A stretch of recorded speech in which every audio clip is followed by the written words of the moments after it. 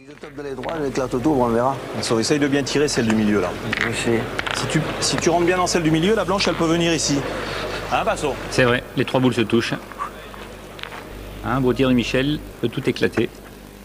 Et vraiment faire une grosse semaine. C'est les tiennes, ça passe. Parfaitement réussi. Bien. C'est ce qui était prévu. Ah, mais il fallait vraiment bien la tirer. Hein. C'est pas encore un palais ou un carreau maintenant. Je suis pas convaincu qu'après ils aient encore l'idée de tirer à celle de devant. Hein. Ça va devenir dangereux.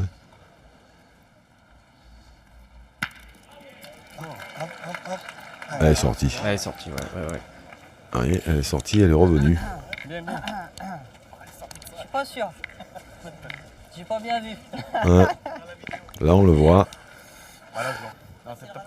Là on le voit. Alors là c'est toute l'ambiguïté de ce règlement. Parce qu'en fait elle est sortie la boule. On va pas en prendre beaucoup, que là on peut quand même en prendre cher. Et elle est revenue. Les victoires, ils ont disputé 10 parties en 3 jours et la finale, celle-là c'est la 11e partie pour les Malgaches et pour les Français. Philippe Suchot. Oh le carreau, encore un. Là aussi, hein, je suis étonné, hein, la boule elle est quand même loin, on pourrait éventuellement penser à reprendre le point, mais bon, il tire, c'est tellement sûr.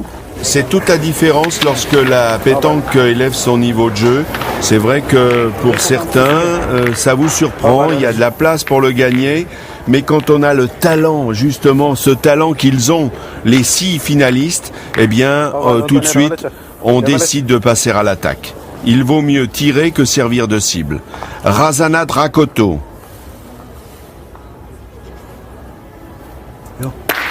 C'est carreau sur carreau. Comme on enfile les perles. C'est ça le grand spectacle. C'est là où la pétanque véritablement est magique.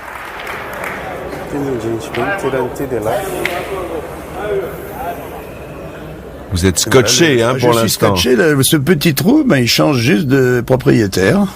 Une fois sur deux, et là c'est à Bruno. Et ça continue. C'est incroyable. Et à la même place, au Exactement. même endroit.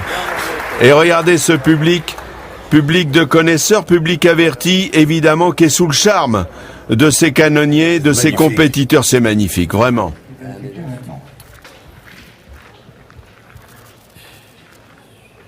Alors, boule très importante d'Antoine Canon. C'est le bouge. Tombe dessus, mais alors, admirable. Allez, ça vaut bien un carton jaune. Hein. Ah oui. Il le prend avec un grand sourire. Mettez mon dos, monsieur l'arbitre. Voilà l'avertissement, puisque vous le savez, hein, les joueurs ont 1 minute pour, une fois que la boule adverse a été jouée, ils ont 1 minute pour jouer leur propre boule. Et là, il a pris le temps de se concentrer, quitte à prendre cet avertissement sans conséquence. Et bien lui en a pris, parce que regardez, c'est fou ça quand même. Moi, dans cet exercice. Mais on l'a dit, hein, c'est un futur très grand joueur. Ah oui. Il nous a montré une belle chose. On espère pour lui que l'aventure va se continuer pour continuer à nous montrer beaucoup de jeux. Mais là, il va falloir faire un effort. C'est frappé. Alors là, l'arbitre va décider. J'ai l'impression qu'elle est... Ouais, 3 points. Elle est sortie du tapis. Et elle est arrêtée par un petit caillou. Elle a été arrêtée. Elle est revenue en arrière. Monsieur l'arbitre a raison.